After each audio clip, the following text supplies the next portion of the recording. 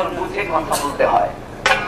এই জন্য যেমন উপযুক্ত পাত্র ওই পাত্র অনুযায়ী চেষ্টা করবো অবশ্যই মার্জনার মধ্যে থেকে মার্জিত ভাবে যেন গান করতে পারি।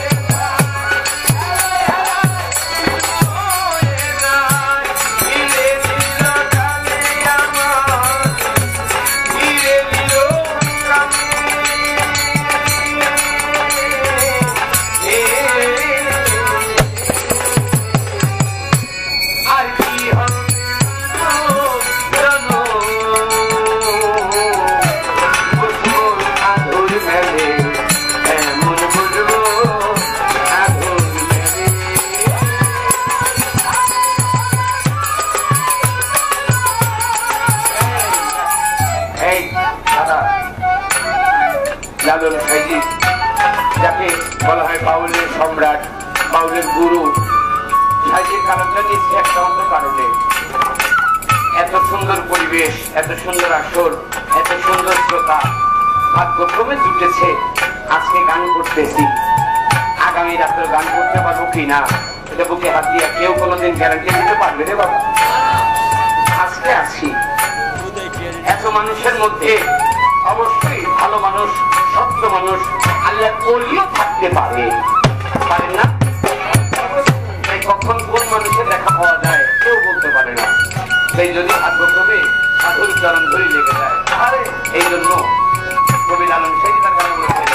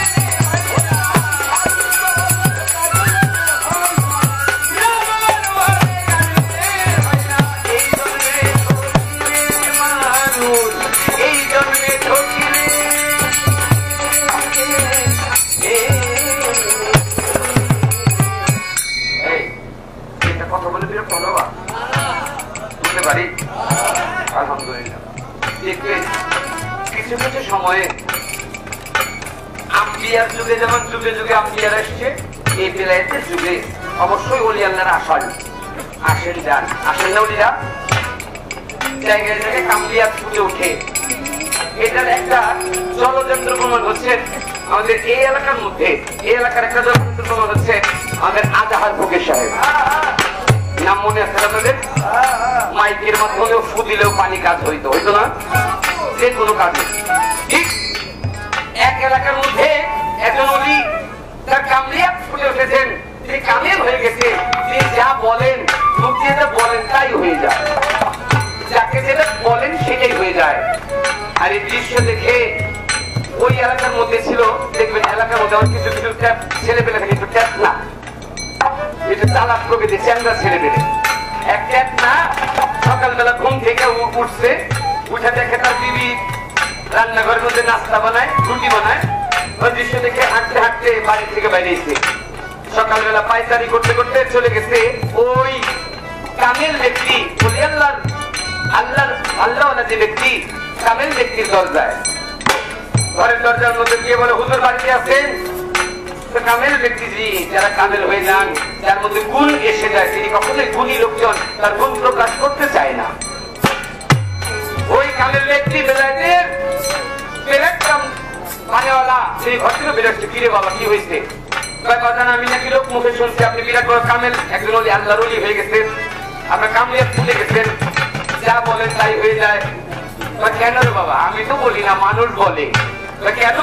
আমি আসছি পরীক্ষা করতে, আমি একটা জিনিস চামু, যদি আমার চাওয়া পূরণ করতে পারেন, যদি আপনি আমার দিতে পারেন তাইলে মনে করুন সত্যি আল্লাহর ওলি, আর যদি না দিতে পারেন তাহলে মনে করুন যা করতেছেন সব ভণ্ডামি। কামেল ব্যক্তি ইজ্জতের ভয়ে ডাকতে বলে, কি রে বাবা তোর কি পাওনা, কি চাওয়া বল? আর ও ডাকে আপনি আমার দিকে আল্লাহর দরবারে দোয়া করেন। বলতেছে আল্লাহর দরবারে দোয়া করে দেন, আমি ওই দোয়ার মাধ্যমে হাঁস মুরগি গরু ছাগল পশু পাখি আল্লাহর 18,000 মাখলুকাত সবার মনের কথা সবার মুখের কথা আমি যেন আমার কানে যেন আসছে, আমি যেন শুনতে পারি। ওই ব্যক্তি ডাকলে কয়, কামেল ব্যক্তি ডাকতে বলে, বাবা সবার ভাষা তুমি বুঝতে পারবা এমন একটা শক্তি চাও এই যুগে তোমার এই মধ্যে। ওটা তো মাটির দেহ, মাটির ভাণ্ড, মাটির ভাণ্ডের মধ্যে বাঘের দুধ দিলে ভাণ্ড ফেটে যায়, ভাণ্ড ওই দুধের ক্ষমতা রাখতে পারে না। বাঘের দুধ রাখতে হলে একটা পিতলের পাত্র চাই, ঠিক তেমনি মানব দেহের মধ্যে এত বড় একটা বস্তু নিবা, আগে একটা পীর ধরো, পীরের কাছে মুড়ি ধরে কিছু কর্ম করো, আগে মাটির ভাণ্ডটা শক্ত করে নাও। আর ওই চেতনায় ডাকতে বাজান, আমি বুঝছি। কি বুঝছো? আমি বুঝছি আপনি আমার দিতে পারবেন না। কিভাবে বুঝলা দিতে পারবো না? এইভাবে বুঝলাম দিতে পারবো না। ওই যে বলতেছেন পীরের কাছে মুড়ি ধরতে, কারণ আমি আপনার কাছে চাইছি, আর আপনার কাছে যদি মুড়ি ধই তাহলে তো আমি কারো কাছে গিয়ে বলতে পারবো না যে আমার পীর বাবা আমার দেয় নাই। যদি পীর বাবা দেয় না গেলে আমি আমার স্মরণ দিব, কেমন পীরের কাছে গেছো, ধরা পড়ে গেছি না? আপনি আমার দিবেন না, না দিবেন নাই, আমার মুড়ি ধর দরকার নাই। আর এই বেলায়েতকারী ব্যক্তির ভিতরে, এই কামেল ব্যক্তির ভিতরে জ্বালালে একটু ভাব চলে আসছে, মনের দুঃখে আমার আল্লাহর দরবারে দুই হাত তুলে বলে, আল্লাহ আল্লাহ ওর বিশ্বাস আনার জন্য আল্লাহ ও যে শক্তি চায় আপনি তাকে দিয়ে দেন। আর এই কামেল ব্যক্তির কথা আল্লাহর দরবারে কবুল হয়ে গেছে। ওইটা না গরু ছাগল হাঁস মুরগি পশু পাখি সবার মুখের কথা বোঝার মতো শক্তি পেয়ে গেছে, কিন্তু সে যে পাইছে এটা তো সে জানে না। হাঁটতে হাঁটতে বাইরে গেছিল, আবার হাঁটতে হাঁটতে বাড়িতে আসছে, বাড়িতে এসে দেখে তার দিদি ওই যে রুটি বানাইতেছিল, রুটি বানানো হয়ে গেছে। ঘরের ভিতরে না ঢুকে গ্রাম দেশে অনেকে দেখবেন একেবারে যে পাকের ঘরের দরজার সামনে মানে উঠানের মধ্যে অনেকে নাস্তা করে না, তো উঠানের মধ্যে বসে বসে রুটি খাইতেছে। তার বাড়ির মধ্যে ছিল কুকুর, ওই কুকুর পাশে দাঁড়ানো, কুকুর ডাক দিয়ে মনিবের দিকে তাকিয়ে আসছে। কুকুর ডাকে বলে, আরে আমার মনিব কি সুন্দর সুন্দর রুটি খায়, মনিবের খাওয়ার রুটি থেকে যদি একটা দুইটা রুটি আমার দিত পেটটা ভরিয়ে খাইতাম। আর কুকুর যখন এই কথা বলছে, কুকুরের এই কথা চলে আসছে টেকনার কানে।